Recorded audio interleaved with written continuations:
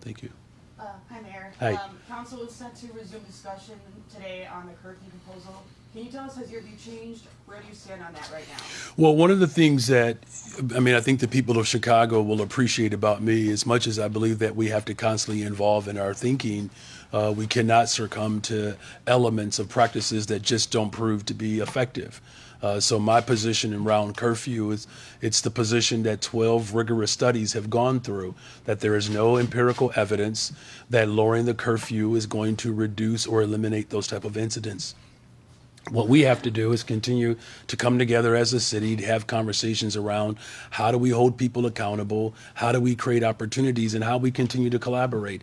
I spent Friday afternoon spending the most part of my day in the second ward talking to folks in River North and Streeterville and the like, to having these substantive conversations. And you know what they all agree on? That we have to invest in our young people. Everybody agrees with that.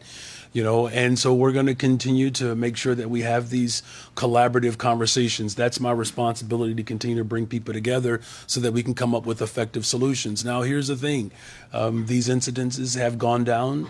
One is one too many. Just like violent crime continues to go down in the city of Chicago, it's not just because of one entity, it's because of the collective work. Making sure we're investing in housing, that's how we build safer communities, investing in our small businesses. That's why I put forth the $1.25 billion investment for housing and economic development. Those two components together is how we build better together. And that's what we're going to continue to do. We're going to stay focused on what works. We're going to continue to come together and remain firm to ensure that a better, stronger, safer Chicago becomes a reality. And just as a follow-up to that, one of the big concerns that I've heard about the curfew plan as it stands is that, if someone were to be arrested underneath it, it could, come back with lawsuits and legal battles against the city.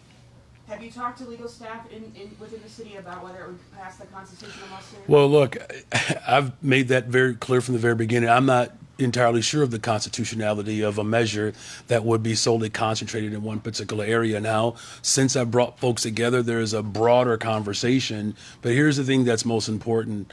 We want to prevent these type of occurrences from happening. And everything that we do to invest in the front end, we don't have to scramble on the back end. Let me just tell you this. Being a father, raising 3 children, if you don't prepare the night before, I'm just saying, right? So we have to do a better job at preparing, and our police superintendent is doing that, but it has to be a holistic approach. There's a reason why violent crime is going down in Chicago. It's because we're showing up on the front end. For too long, we've had a very puerile, lazy approach towards governance. And so we're taking a mature approach. We're doing the things that work. And I know that there's a level of trepidation and fear and anxiety that exists. I get that. I'm raising my family in a very beautiful community. It's the Austin neighborhood. We love it. And I'm the first mayor in the history of Chicago to wake up in one of the most violent neighborhoods in the entire city. A couple of years ago, my son started at Kenwood, first week in school, a kid goes out for lunch and gets murdered.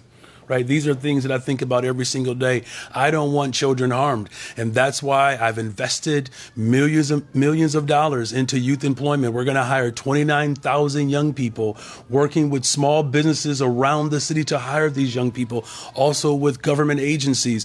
As a city, we will do what works. And even in the midst of some level of fear and trepidation and some anxiety, we have to hold firm to our values. And our values are accountable, making people accountable, keeping people accountable, making sure we're creating opportunities, making these investments, and working together. And we're going to continue to do that. All right. Thank you all very much. Appreciate you all.